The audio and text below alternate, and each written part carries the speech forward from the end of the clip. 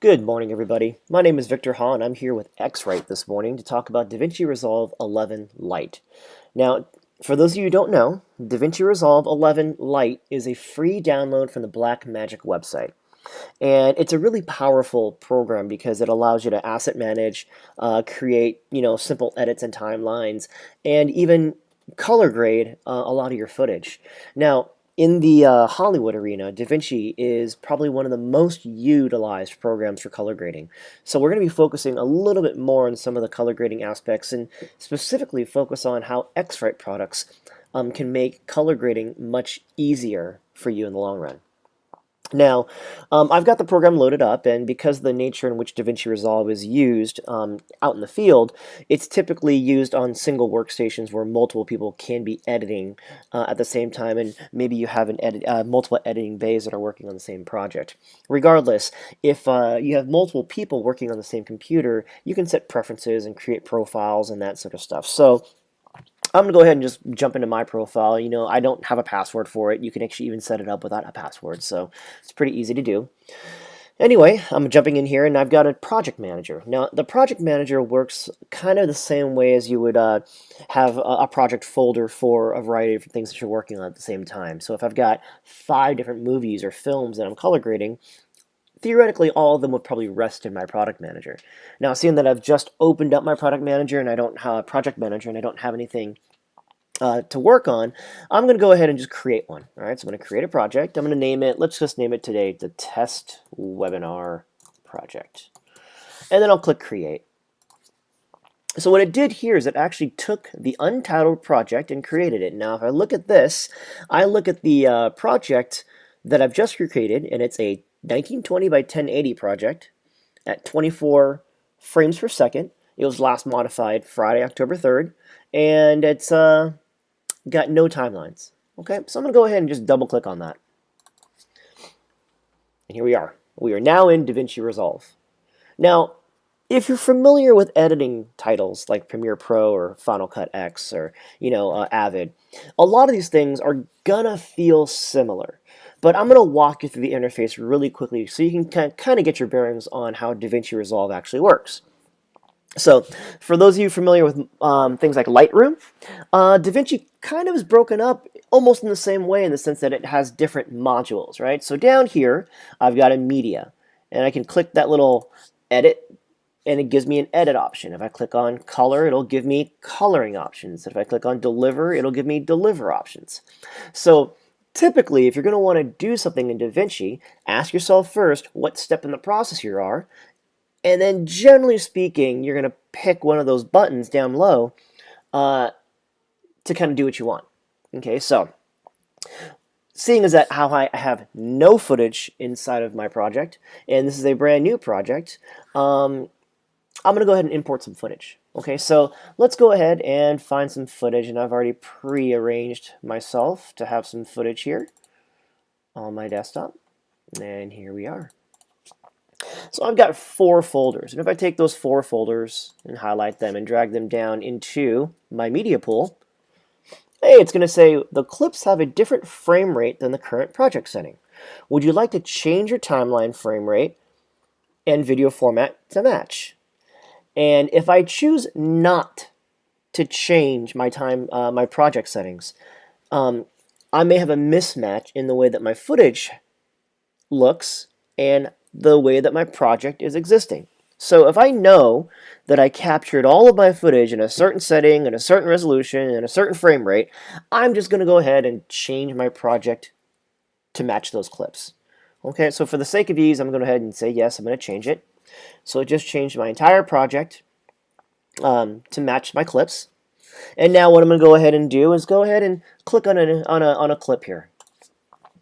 So the first thing that we're always ever going to do inside of a software like DaVinci Resolve is on the media aspect of it, I'm going to go ahead and start cataloging, right? So if I click on a piece of footage and I type in description here, maybe I can type in that this is the church scene. No, maybe this is like take 1, and this is camera angle 1, and then this is move 1. So I can come in and tag all these things, and it'll be held in the metadata.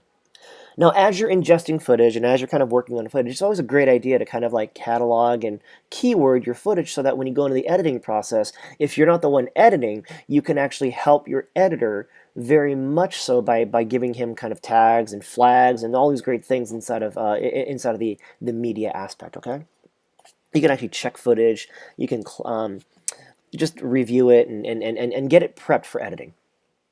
So inside of your media window or your media module, it's pretty kind of self-explanatory. It's like any other kind of asset management tool, and if you're going to find ways to kind of leverage it and make it good for yourself.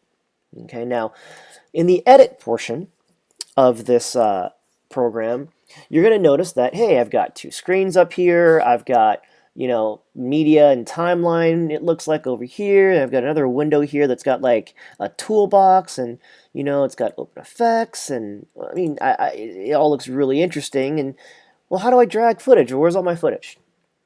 Okay, so in order for us to actually start working on a timeline in DaVinci Resolve, and everything in DaVinci Resolve is based off of this timeline, meaning I can't do anything until I have footage in a timeline that I can actually look at. So the first thing we're going to do is when you get into the edit windows, go ahead and just go to File and then click on New Timeline. Look at that. So it says, what's the starting time code? We're going to name that timeline. You can keep it timeline 1, and then you're going to cause it to be empty. Okay, so let's go ahead and create a new timeline. And look at that. We have a video track and an audio track.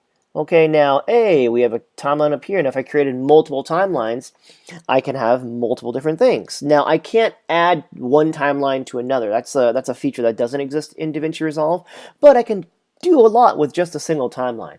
So now that I've created my timeline, I'm going to come up here and click on Media Pool, and now I have access to all of my footage. And if I take a look at it here, I can change the view settings and change how it looks in terms of how I look at and reference my footage. So I'm going to go back to thumbnail view here, and I'm just going to grab a piece of footage. So let's go ahead and grab, I don't know, maybe this guy.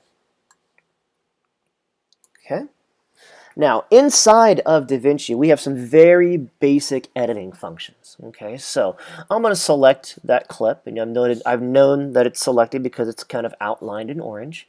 And if I click on this trim little tool and go to the end of the clip, can you see how I can actually start to trim and cut this clip down a little bit? It's a really neat little tool. I use it a lot, actually. It's a nice way easy way of getting clips to kind of fit in the right time space that I want them to play in. This next tool is a razor tool. So if I take that and then click on the piece of footage, it's now cut that clip into 2 clips. And then I can go ahead and move this away or delete it, or maybe even move my playhead here, select another clip, and then come down here to that next button and go, hey, boom, I want that clip in between. So this button here inserts footage.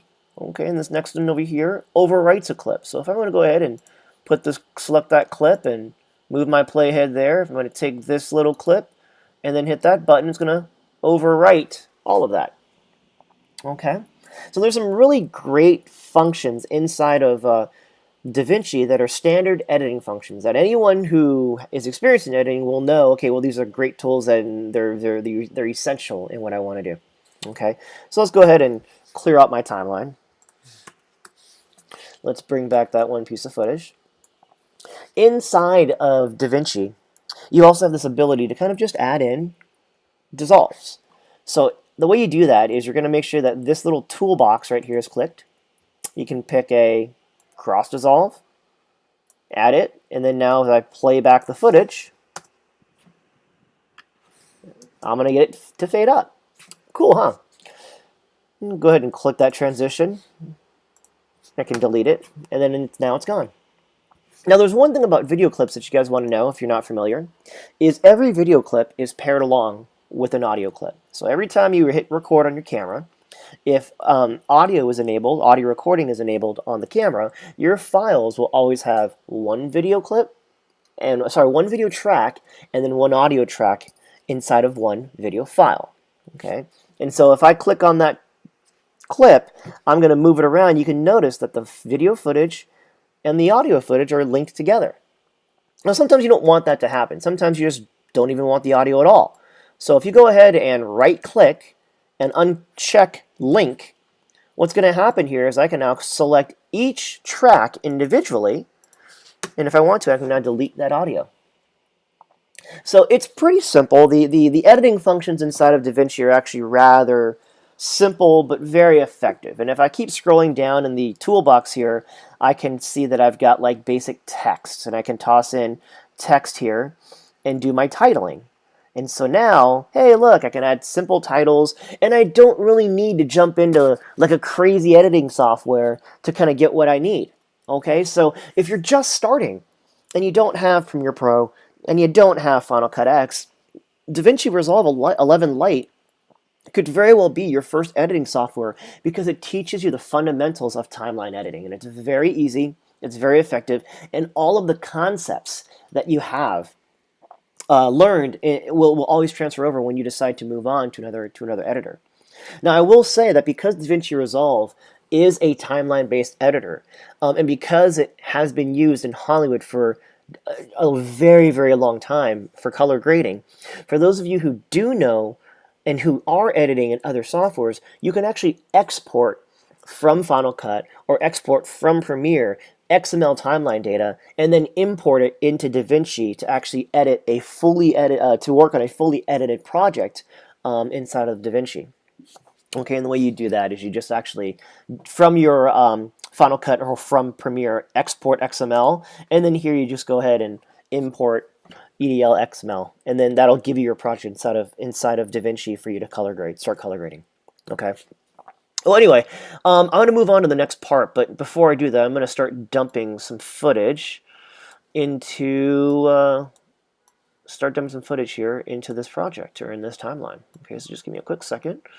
I'm going to do that, and then I'm going to go ahead and, yeah, that's good for now. Let's do this.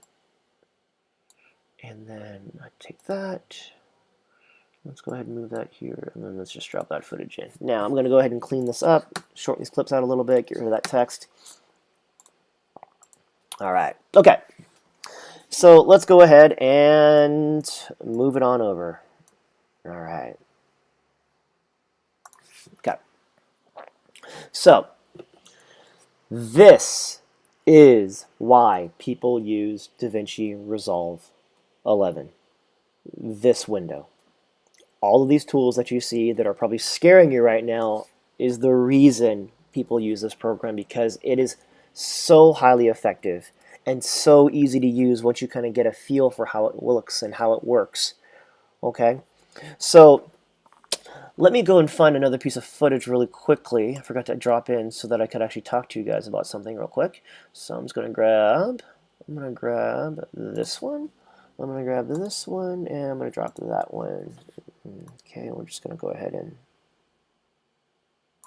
drop those all in. Okay. And then what we're going to do here is grab these.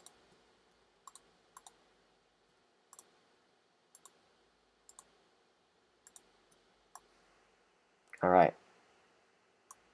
Cool. Let's go over here to color. All right, so what you've noticed here is I've got a number of different clips that I've loaded up into my timeline, and if I select any one of these clips, all it's showing me is that I'm now selecting the clip that I've placed into my timeline, and had this been a real edit, I would see all these clips in the place and in the position in the edit where I wanted them to be as I was editing them. Okay, so let's walk you through this interface really quickly. Okay, so over here, you're going to see a gallery of stills and a power grade window, and that kind of seems confusing at first. And then you're going to see this little preview window, and if I select my footage here, each different click gets me a different view, and I get that. And then there's a window here called nodes, and you know, a lot of people freak out because, well, what's that for? And then there's like this timeline view, and then there are these three color wheels, and like if I click that, I get log versus primaries, and then there's curves, and the weird thing called qualifier. I mean, there's a lot of stuff in here. And I think everyone looks at DaVinci who isn't familiar with it and starts to panic a little bit because they don't know, they feel like because they don't know a lot of the functions that it's a tool that they don't need. Okay, so we're going to stop there and we're going to go, okay, let's just take a look at this footage and do something with it. Okay, let's just start working. All right, so when you get into DaVinci Resolve into this color window, first thing you're going to do, and this is the way that I work, okay, so the working in DaVinci, there's like a lot of different pathways that you can do and kind of get to the same result. So I'm going to show you the way that that I kind of do it, and I was taught this way, so it's kind of a lot easier for me to show it this way. All right, so first thing you want to do inside of DaVinci when you get into color is to take a look at your nodes. Now, theoretically, if this is a clean edit and you haven't worked on any color at all, you're going to see no color correction, and you're not going to see any sort of nodes or any other boxes in that window. And that's very important, because if this is a clean beginning and you see boxes there, that means all those boxes are doing something to the footage already. Okay, so what I mean by boxes is sometimes you will see different nodes like this all pop up, and these typically will all mean that there's something being applied color-wise to the footage. So if you see boxes and you're starting an edit in a color grade, that's not good. So you want to make sure that you delete or you reset all those nodes. Okay, and the way you do that, you go to color and just go reset all grades and nodes, and now you're back to square one. Okay? All right, so let's go ahead and start doing some stuff. So I'm going to go ahead, and I grew up in photography, right? So I like the idea of working in layers. So the way that we kind of sort of quote-unquote work in layers is by adding a node. And if I add a serial node, what's going to happen is it's going to place a quote-unquote layer or a node on top of what I currently have. And so a serial node will always add the effect to the node before it. Okay, so now I'm going to go ahead and just do some correction. Now I've got a color checker passport here. And a really cool function inside of DaVinci Resolve 11 is this ability now to take this color checker and actually make it and turn it into something meaningful in the way of color data. And the way we're going to do that is natively inside of DaVinci, we can actually click on the window, on that drop down, color chart. So I'm going to click that color chart right now. Boom, all of a sudden a frame pops up. So intuition for me thinks, okay, I should probably put that frame, but where are the settings, right? What do I do? So once I've clicked on that drop down and selected color chart, I'm going to come over here to the bottom left hand corner and click that little checker box. And there we are. I've got settings on the left hand corner, and now I've got a frame in my preview window. So what I'm going to do here is I'm going to take this guy, I'm going to frame it up. I'm going to put the corners and line these corners up as much as I can. Just like that. Okay. So I know what you're thinking. It's like, oh, well, I really can't see it, Victor. Like, what if I can't see it and the window's too small? If you want to go ahead and take a bigger view, just go ahead and click this button over there. It makes the preview window a little bit bigger. You can also scroll with your mouse on the scroll wheel, and that'll, help you out a little bit there. Okay. Now, now that I've put the frame, so to speak, on top of my color checker, I'm going to take a look down here at my settings. Okay, bottom left-hand corner. Now we've got a source gamma, a target gamma, a target color space, and a target color temperature. What do those all mean? Well, in order for the program to know what the result is going to be, it needs a certain amount of data. Okay. Now, I shot these images, or I captured this footage on a 5D Mark III. And DaVinci Resolve has special source gamma coding for, like, for example, the Black Magic and S-Log and Cineon, but it doesn't have one for the 5D Mark III. So, in a lot of discussions with the guys at Black Magic, basically, what I've found is I found the best results to come from when I select sRGB or Gamma 2.2. So let's go ahead and just click sRGB. Now the target gamma is I'm going to always make sure that I'm going to pick one of two things if I'm going to deliver one of two ways. Okay, if I'm going to deliver to broadcast, I'll go Rec 709. If I'm going to deliver to a screen, like to web, then I'm going to just make it sRGB. Okay. Target color space, we're going to leave that at Rec 709. Now, target color temperature, that's kind of interesting because it will take the colors and it will establish the colors within a specific color temperature. Okay, so this blue, for example, will look how that blue should look like if I change this thing to 3600 Kelvin. It will change this blue to what that blue should look like at 3600 Kelvin. Okay, so I'm just going to leave that at 6500 because we're outdoors and I want the colors to look natural. Now, what's this target level white? So let's go ahead and zoom out a little bit. If I look at the scene and I feel like the footage is a little bit too dark or not as bright as that day was when I was capturing the footage, I could click that and increase my target white level slightly so that when it matches the colors, the target white level will also increase, thereby making my image slightly brighter.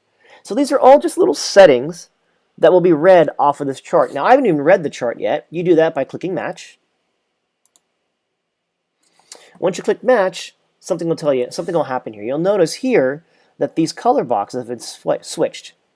So the actual color is now split, and there's a percentage that shows you how much of a percentage that captured color is from the actual color of the chip. So what does that even mean? Like, how does this apply to me? Okay, so actually let me just do this. I'm going to take that down. I'm going to click Match one more time. Okay. How does this apply to me? Okay, well, let's get out of this view. Let's do one thing here. I'm going to come up here. I'm going to get rid of this window, and I'm just going to right-click and go grab still. Okay? I'm going to grab a still right there. And when I grab a still, it's not like a still is in a photograph. I'm grabbing the settings of that specific grade, so to speak, and storing it aside. Now, if I did other things and grabbed another still, it would actually do something different. So I'm going to go ahead and, just for posterity's sake, make an adjustment and grab another still. So now I've got two stills from this clip that I've grabbed. Okay, so let's go ahead and reset this real quick. All right. So how does this help? Well, let's go ahead and click this piece of footage. This is a clean image, clean file. How do I get what I just did over? Well, I took a still, didn't I? So I'm going to take that still, I'm going to drag it on over and drop it right onto my image. And now what you should see is that red is now represented accurately in this footage. Essentially, what we're doing here with a color checker passport is we're neutralizing the color and we're correctly identifying the colors and reproducing them accurately inside of our scene. So I would do this for every single clip that was shot in this scene. And you can see here that the red in that truck, that food cart, is now represented correctly. And the red on the right edge of this screen is now represented correctly. I cannot tell you how important it is to do something like this prior to, so that you'll be able to not only get a better result at the end, but know exactly what colors you're looking at. Okay? So we're going to go over that one more time, we'll go through that process one more time. But I wanted to show you this because specifically using a color checker passport when you're recording footage, even if you're recording DSLR footage, is very important. Now, I want to note here that this footage, the first four clips here on this timeline, they were recorded with a 5D Mark III, and the color settings were, the color profile was neutral, and it had -2 contrast, -2 saturation. okay, and no sharpening. Now, what if I changed my color profile? What if I started using something a little more fancy, you know, a flatter profile, so to speak? Well, let's actually take a look at that, okay? So, let's go over here. All right. So, if I were to play this footage,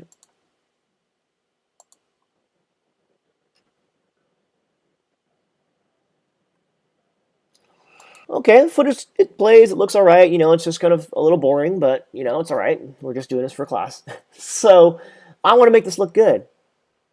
But I need a color chart, right? I want to make sure my colors are right. So if I look over here, I've got 2. And the reason I shot 2 is I want to teach you guys something here. In this instance, I have the color chart in the light that I want to capture. Okay, so there's the rule about using a color checker passport, is it has to be in the light that you're using for capture, and the light has to fall evenly. And most importantly, when the lighting conditions change, I need to grab another chart. It takes all of 2 seconds. And it's really simple.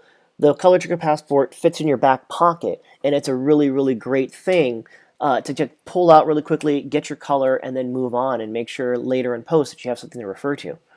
So I've got 2 things here.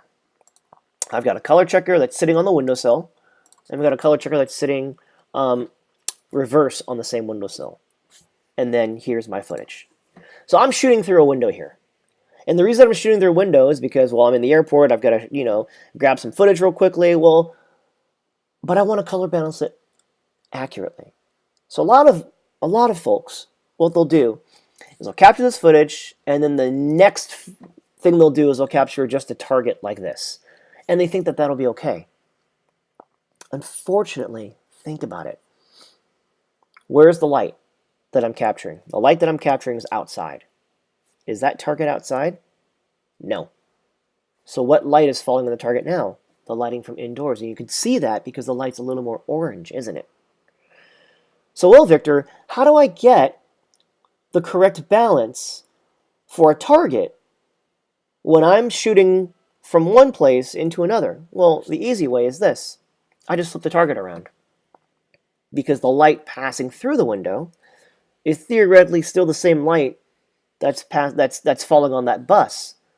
So I can flip the target around and capture this target with the appropriate light to correct that footage. So let's do that. Okay, let's actually take this. I'm going to go down here to that drop down to the color chart and make sure that this guy is selected. Let's go ahead and switch views and zoom on in. I'm going to pull this thing down, and let's do that.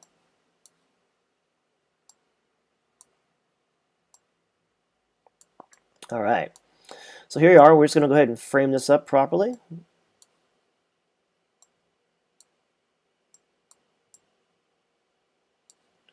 And once you've done that, okay, we're going to go ahead and set this to sRGB. We're going to set that to sRGB. We're going to leave all that. We're going to click match. All right, let's back it all out. Now, if you guys notice, this is a really flat image, isn't it? Okay, it's really flat. Why is it so flat? I don't understand why it's so flat. Well, I captured the footage in something called cine style. So back when DSLR was kind of being used a lot in Hollywood, Technicolor started getting a bunch of footage that was just all over the place, and it wasn't shot in a way that retained or allowed for much modification afterwards. So Technicolor created a style called cine style that was more of a flat profile that allowed Canon shooters to shoot a flatter profile to do all of their grading after the fact. It's not shooting raw, and it's not shooting uncompressed. It's just a flat profile that allows you to kind of get more out of the file in post. Okay, so that way now when I take a look at a piece of footage like this, and it's so, for example, it's so flat, that's why it looks flat. It's not a function of the camera, it's just we shot a flat profile. So anyway, let's go back to this guy. Let's grab that still. Okay, so remember you select it, right click, grab still. Awesome. So now let's go ahead and click this. All right, now we're cooking with gas. I'm just going to go ahead and grab that still and just drop it onto my node. Okay, I've now been color matched. Okay, so take a look at that bus. You can see now exactly the different colors that the bus should be representing. Now let's actually start doing stuff. How about that? Okay. Now once I've color matched and once I've done all of my adjustments, what I'm going to do here is click on my color wheels. Okay. And then I'm going to go up here and look for something called scopes. And I think scopes are under the view, video scopes. And I'm going to go ahead and click those on. Okay. I'll talk about these in a second. So let's go ahead and do that. Make these slightly smaller. Okay. Now I'm kind of ready. Now I'm kind of in a place where I can actually start to do more grading or more correction. Okay. So let's go ahead and click on node and add a serial node. Why? Because I don't want to add all of my adjustments onto one node, because then I won't be able to judge or see what certain adjustments did to my footage. Okay, so more often than not, I'm always going to be using serial nodes. Sometimes I'll use parallel or a layer node, depending upon what effect I want. That's more of like, later on, that's like an advanced thing. But they're just going to keep it really simple, okay? So we're going to stick to serial nodes today because it's really easy to learn, okay? So I'm going to go ahead and add a serial node. And I pulled up these scopes, and I know these scopes get kind of scary, okay? So we're going to look at the right one, the red, the green, and the blue, what we call parade, on this waveform. Okay, now the name of the game for us is to make sure that this waveform has some black value, has some white value, and has some midtone value. That's essentially what we're looking for. Now, if I look over here, I see three wheels: lift, gamma, gain. Okay, we're going to ignore offset for now. Lift, gamma, gain. I don't know what lift, gamma, gain are if I'm new to this, right? But we can determine what lift, gamma, gain are simply by looking at this waveform and moving some of these wheels. So we're going to just learn right now, okay? So I'm going to go ahead and tell you that this line right here, 0, is black, and this line here, 1023, is white. Meaning that's your highlight, and 0 is your shadow. So let's look what happens to the waveform when we start moving some of this stuff around. I'm going to go ahead and move here. Oh, hey, wait, that's kind of interesting. So when I'm moving the wheel underneath lift, what part of the waveform moves the most? Oh, the bottom. That means that's got to be shadow. Look at that, look at that. It's just moving a lot, so that's got to be a shadow. Gamma. Move that wheel. Oh, hey, the middle point of that wave starts to move. So that's got to be midtones. Okay, that makes a lot of sense. Gain. If I start to move that, oh, hey, the upper part of the wave starts to move. Oh, that's got to be highlight. So just by looking at my scopes and moving some wheels around, I'm able to kind of deduce what lift, gamma, gain are just by paying attention to what parts of the waveform move. So if you ever forget and you don't remember what lift, gamma, or gain do, just do that exercise and it'll really, really help you remember exactly what those three things do. Okay? Anyway, I'm going to go ahead and reset this all. We're actually going to do this for real. Okay. So a little known thing about DaVinci is if I hold my Option key and click on the middle of that circle, if I go ahead and pull that down and to the right, and I keep pulling to the right, I tend to like to make this adjustment by holding the Option key and clicking for one reason. I'm increasing luminosity, but not affecting the level of RGB. Meaning I'm doing a luminosity shift without a color shift. If I were to do it like I was doing it earlier and move this wheel to the left, I'm actually introducing a color shift into the footage that I potentially don't want. Okay, so what we're going to do is we're going to make sure that I'm going to click Option, and I'm just going to go ahead and click and drag this down. And I want this to get dark, okay? So I want my shadows to actually be shadows. So I'm going to bring this level down just until I'm about to hit 0. Okay? And then what I'm going to do is I'm going to go ahead to the gamma. Again, hold my Option key and click. And then I'm going to bring my midtones to 512. Okay? All right. Then what I'm going to do is bring that gain up a little bit and give myself a highlight.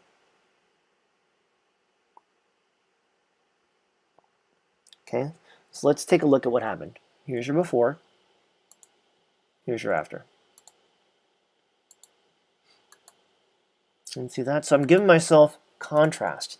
I'm essentially applying contrast to this footage, but in a way that makes use of the flat image that was provided me.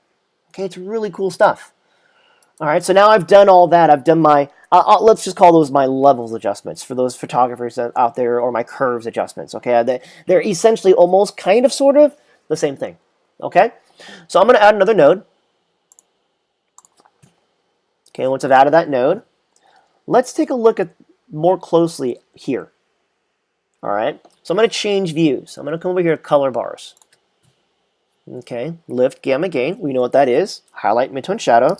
Now, I want to still neutralize my color. I need to get, in a way, these 3 pillars to kind of line up. Now, I know what you said. Well, didn't we neutralize color when we did the chart? We corrected the color, meaning we got the red to look correct, and we got the signs and the bust to look how they were supposed to look and be represented. But we still need to make sure that the information is neutral. The color is neutral. So I'm going to go over here, and I'm going to try to get the majority of this, these waveforms to match up. Okay. So I'm going to go ahead to my gain. I'm going to lift gain up and see what happens to that. Hey, look at that. It starts to match a little bit where green is in blue. Okay, and then I'm going to go to my midtones. And I think I have a little bit too much blue, so in gamma, I'm going to take a little blue out. And then take a little bit of green out. Let's see. And then in my shadows, I'm going to probably take some blue and bring it down. And you notice that when you do one thing in one place, it starts to do, affect another thing in another, so you got to be mindful of that. And here you go. Here's your before. Here's your after. Okay, so I can disable, 1 second here.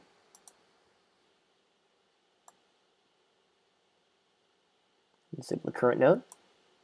Here's your before. Here's your after. See how there's that, or like a red shift that got pulled away, right? I'm giving myself back to neutral color. And if I were to disable this other node, there's my contrast. Okay. And then here's my initial. So I started with the footage here. I used the color checker passport to essentially get the accurate color. Then I applied some adjustments to the forms in the way of lift, gamma, and gain, to luminosity values to give myself contrast. And then I went ahead and removed some color and neutralized that color to get it to look more neutral.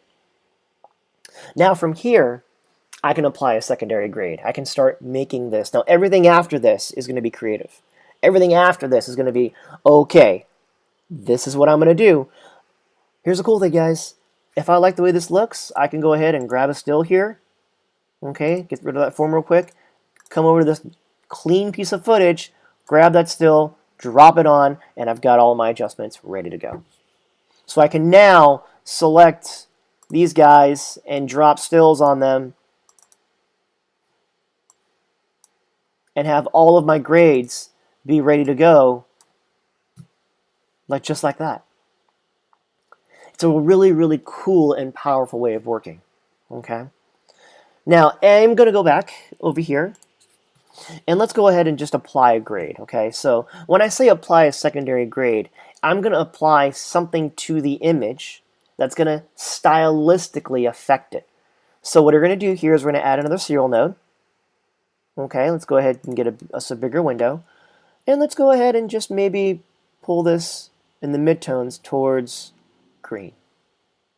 And see how stylistically now it's a little different. Go over here and pull that shadows down. Maybe pull the highlights up. So there's so much we can do inside of DaVinci in the way of just like correcting an image to neutral and then stylizing it.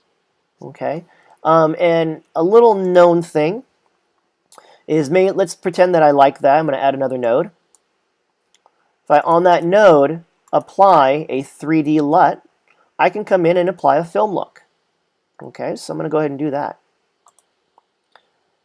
So I've just applied a film look on top of my grade, and hey, well, if that's too strong, then I can come in here and do what's called windowing. All right, so I'm going to add a window. Let's go ahead and extend this out.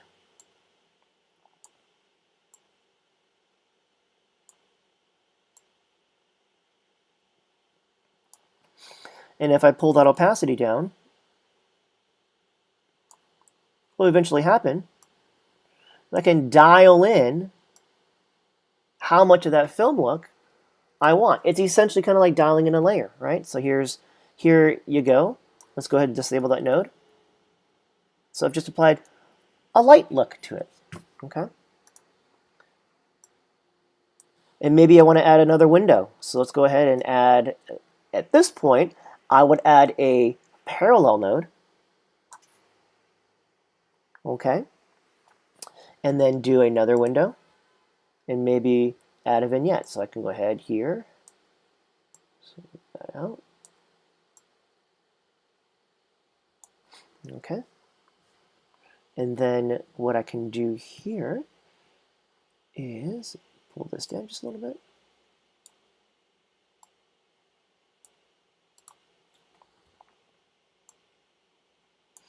If I choose to invert it, go to a curve, I can pull this down, and now I've just given myself a little bit of a vignette.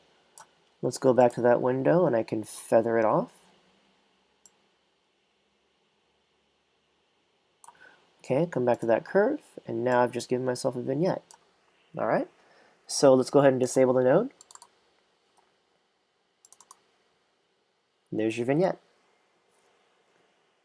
Okay, so anyway, guys, that's pretty much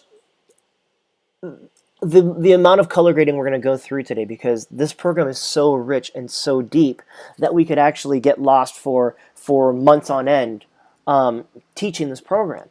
But I did want to show you, not only is it great for asset management, not only is it great for editing, it's powerful for color correction and color grading, especially when you have like a simple tool like a color checker passport, you know. And then now when we go ahead and take a look at this project, like let's make believe that we're done and we want to deliver it. Hey, DaVinci has also a very powerful rendering engine. So I can actually just click on the deliver and then select my video format and then select my Apple ProRes 422 HQ. Like that'll be a big enough codec to contain all the color information you need, so you can export in a really, really wonderful codec. And then you're done. And you did it all in one program, and the best thing about it is this program is free. Okay? So I really encourage you guys to go and download it and check it out and have some fun with it. There's one thing that I do want to mention is I did all this color calibration. I did all this color correction on my screen. Just remember that even though you've got a tool that quote unquote matches color and creates accurate color for you in a file, there's one thing that you got to make sure is when you're in this window and you start doing your secondary grades, you're gonna have to make sure that you're calibrated and that your colors that you're seeing are actually the colors that you want to see. So that's why we have things like your i1 Display Pro, to be able to measure and map where your display color is, so that if your display is drifting, you're not making a wrong stylistic choice because you're looking at the wrong color. Okay, so anyway, I hope that you guys enjoyed this webinar. My name again is Victor Ha, and I'm with X-Rite today, kind of guest hosting, as you may say. And this was really fun, so hopefully they'll have me back and we can do some more of this stuff. Okay, so have a great day. Thank you so much. Talk to you soon.